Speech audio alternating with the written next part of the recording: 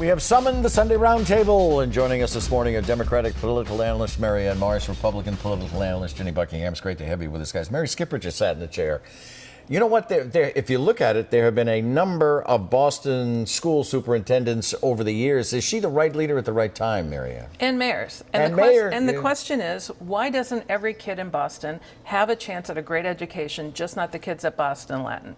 And they answered the question with this plan. And they're put together a plan that's going to make that opportunity come true. The hard part is implementing it, but they're doing it. And much of what they're doing is routine at most schools across the state, including, I would add, going to community colleges to get college credits. That's been going on for decades, and Boston's been woefully behind. I give them a lot of credit for doing this. Ginny, what do you think? I mean, I thought at the time when she was appointed that she was the right person, given her deep experience in BPS, given all that she had done beforehand. Look, she hasn't even been there a year. You know, it's September that will be a year anniversary. The school safety thing, I think, is going to be more of a challenge than she indicated today. Some new thinking is going to be needed there. But overall, I think she's doing exactly what she was hired to do. All right. Former President Trump is campaigning, and he is fundraising after his arraignment on criminal charges in federal court.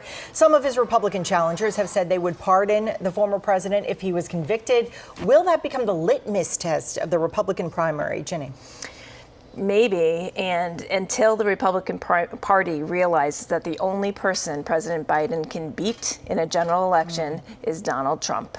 And until they see that and nominate someone else, that may happen, I haven't given up hope on that, then sure, it could be the litmus test. You still think he's going to win the primary? I think he could, but I hope the Republican Party comes to the conclusion that's obvious to everyone that he's beatable. He's eminently beatable, which is why the Democrats keep pounding him and keeping him up front. What do you think, Marianne? I love that Ginny's a dreamer. It is a litmus test. It already is. And Trump has all of his opponents doing his dirty work for him by answering the question, should you, would you give him a pardon? Now, two things. One, it is absolutely disqualifying to say already you would pardon Donald Trump for his crimes. And by the way, the reason we are here is because Gerald Ford pardoned Nixon. That's why we're here. But once again, Trump's getting the better of everybody.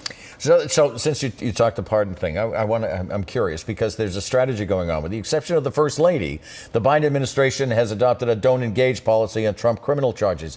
Is that a good strategy, Marianne? It is, because Biden is showing everyone this is how the DOJ and the White House used to always be, except for Nixon and Trump, right? The president, the White House stays out of all those matters. And there are plenty of people like me out there and everybody else spending all this week talking about it. So that's the right way to do it. And the fact that only Nixon and Trump did this, but in this day and age with the media, you have to remind people that was normal. And that's the point that I'm wondering about. With this day and age, should the Biden administration stay away from it, Ginny? Well, from a political point of view, I see why they are, but he's the president of our country in a very perilous time when we are more divided than we've probably been since the Civil War. I think he has an obligation to have a voice. Whether we listen to it as a broad country is another matter, but he has an obligation to say, this is what is happening, this is why it's wrong in my view, this is what the DOJ is doing without my involvement, and just be a leader. That's what we need right now. But one quick thing, I mean, they set the trap for Biden. They want him to do that, so then they can say, look, he's being political too. It's a double-edged sword, but he is our leader. He needs to speak. All right, Governor Maura Healey isn't concerned about doing things a little differently from her predecessors. With less than 6 months on the job, she recommended pardoning 7 people last week. All 7 committed crimes decades ago. Pardons usually happen in the final days of an administration. What does this say about the governor who is taking these steps now before even 6 months in office, Ginny? So I looked at this from a political point of view. I suspect what is happening is she needed to send a signal to the more progressive wing of her party that she's not all about the business community and taxes. She also is going to have a progressive agenda. The timing is odd otherwise. I can't think of why else you would do it this early when you don't even have your own guidelines in place. She talked a lot about criminal justice reform and revising some of the commutation guidelines. And all of these, Marianne, had landed on Governor Baker's desk. Maura Healey is using her power as governor, and she's able to do things she couldn't do as attorney general. Remember, she's a civil rights attorney at heart. She still is. And she believes in righting wrongs. And if you've paid your debt to society or you were wronged as part of this, she's going to make sure you have the opportunity to be redeemed. And she's doing that. And she's going to have many opportunities to do that. And that is the example, rather than waiting to the end of your term and looking so political. Next item, an ugly incident at a Burlington middle school has led to calls for a director of diversity, equity, and inclusion. And during a Pride Day event, some students ripped down posters and they chanted, "USA are my pronouns." This was said in the aftermath. Watch. My thing that I teach my kids is just be kind, and I wish the schools would just kind of pump the brakes on what they're shoving down these kids' throats.